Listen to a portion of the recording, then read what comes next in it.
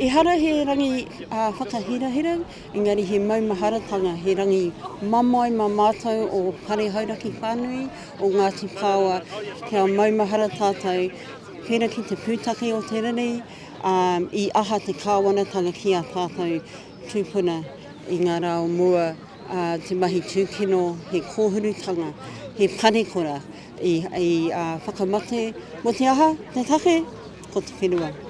The naval fleet gathered in Auckland. It was huge. It consisted of 2 warships, the Miranda, which had 16 cannons, and the Esk had 20 cannons. Both of these warships had deck-mounted guns, and they had a collection of boats which were also armed. There were 10 boats on the water in all. They had 966 soldiers on board, and they were ready to fight. Just imagine out there what it was like when our ancestors saw these ships sailing into Tikapa Moana and anchoring off the coast of Kaiowa and Pūkorokoro. It would have been a fearful sight.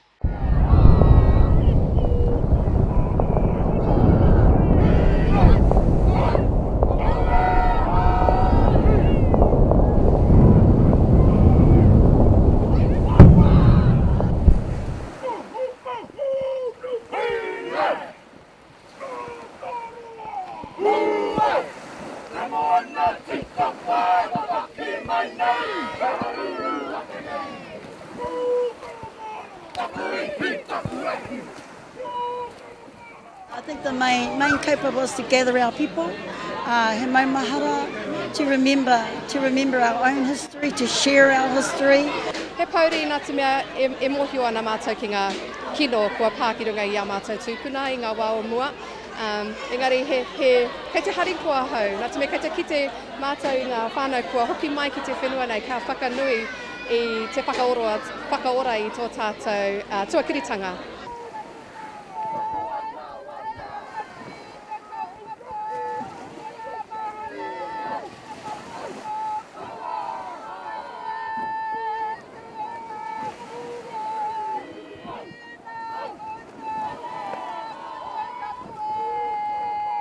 Oh, the process has been awesome. We've done lots of whanaungatanga, meeting our own whānau, getting our own skills from our own whānau.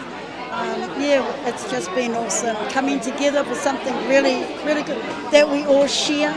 You know, we all share. They were all our tūpuna. The tamariki got to see what we've been talking about for the last 3 or 4 years.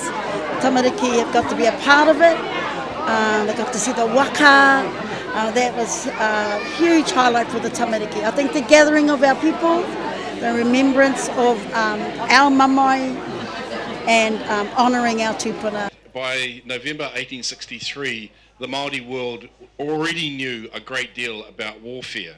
Our people here in Hauraki already knew about the pakangas in the north and also the battles that were taking place in Taranaki. So by the time of 1863, this idea of warfare with the Pākehā was by no means new.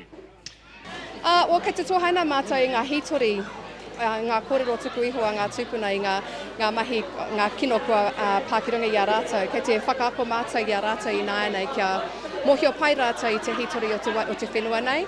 Kia hoki rātou ki a rātou kāinga, kia whakaako I a rātou whānau, kia pai te kōrero o te whenua nei, mō ngā rā haere ake nei. Kaha te hitori, ko tēnā waimari e, kua tīmata ngā kora o konei, pēra kia Kaiowa, Waikato ruru, manga tāwhani, kua tīmata ngā kaiako, kaiako Māori, kaiako Pākehā, ki te ako tō tātou hitori.